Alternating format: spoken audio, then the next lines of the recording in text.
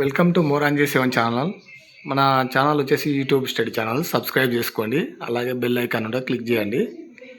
వ్యవసాయ కమిషన్కి సంబంధించి తెలంగాణ వ్యవసాయ కమిషన్ గురించి డిస్కషన్ ఉంటుంది. తెలంగాణ వ్యవసాయ రైతు సంక్షేమ కమిషన్ ఏర్పాటు ఉత్తర్వులు జారీనాయి. చైర్మన్గా వచ్చేసి కోదండారెడ్డి ఉంటారు. లక్ష్యం వచ్చేసి వ్యవసాయ రంగ పునరుత్పత్తి, సుస్థిరాభివృద్ధి, సస్టైనబుల్ డెవలప్మెంట్. వ్యవసాయ అనుబంధ రంగాలకు సంబంధించి కమిషన్ సూచన తీసుకుంటారు. లక్ష్యాలు వచ్చేసి రైతులకు ఆదాయ భద్రత, సాధికారత, భవిష్యత్ తరాలకు పోషకాహార భద్రత, వ్యవసాయ కుటుంబాల జీవనోపాధి, పర్యావరణ సుస్థిరత. అంటే రైతులకు ఆదాయ భద్రత కల్పించడం అంటే మామూలుగా రైతులు పండించిన పంటలకు గిట్టుబాటు ధర, అలాగే ఎరువులను కానీ అలాగే పంటలకు ఇన్సూరెన్స్ కానీ ఇలాంటివి రైతులకు ఆదాయ భద్రత, సాధికారత. భవిష్యత్ తరాలకు పోషకాహారం అంటే పోషకాహారంకు సంబంధించిన పంటలను పండించేటట్టు ప్రోత్సాహం చేయడం.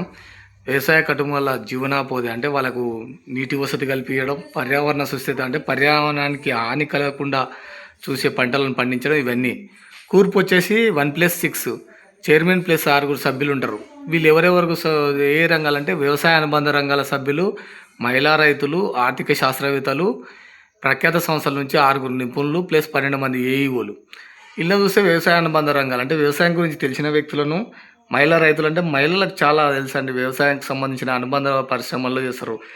పౌల్ట్రీ పరిశ్రమ, హార్టికల్చర్, అగ్రికల్చర్. ఇవన్నీ ఆర్థిక శాస్త్రవేత్తలు అంటే ఎకనామిక్స్ సంబంధించి రిలేటెడ్, అగ్రికల్చరు రెండు అనుబంధ రంగాలుగా అనుబంధంగా ఉంటాయి కాబట్టి ఆర్థిక శాస్త్రవేత్తలకు సంబంధించినవి తీసుకుంటారు.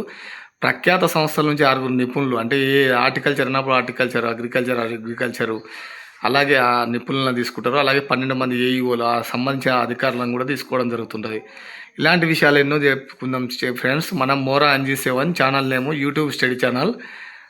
ఈ క్వశ్చన్ గ్రూప్ 2లో కూడా రావడం జరుగుతుంది. ఇట్లే ఇస్తారు. ఇందులో అంశాలు ఇచ్చి సరైనది సరికావు అని అడుగుతారు కాబట్టి మీకు టాపిక్ వైజ్గా చెప్తున్నాను. మన యూట్యూబ్ స్టడీ ఛానల్ మోరాంజీ 7 సబ్స్క్రైబ్ చేయండి, అలాగే షేర్ చేసి మరింత మందికి చేరువయ్యే విధంగా చేస్తారని కోరుకుంటున్నాను. Thank you friends, thank you.